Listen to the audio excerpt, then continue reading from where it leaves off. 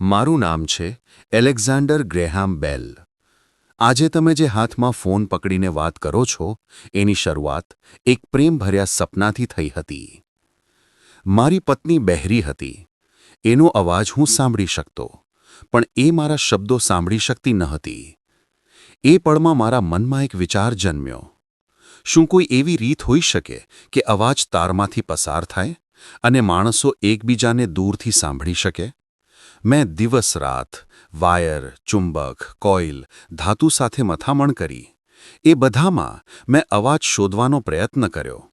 ક્યારેક તાર તૂટે, ક્યારેક અવાજ ગાયબ થઈ જાય, પણ મેં હાર ન માની.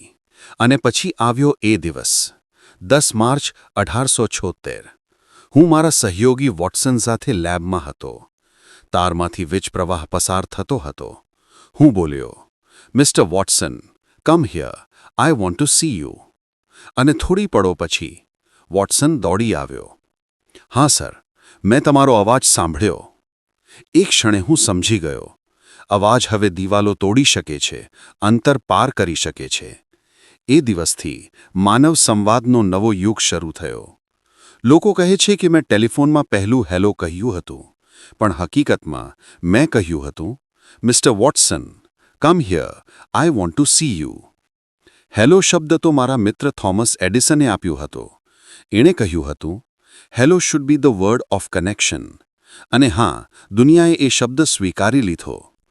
એ દિવસથી માણસે શીખ્યું, અવાજ તારમાંથી પણ દોડી શકે છે, ભાવના અંતર પણ પાર કરી શકે છે.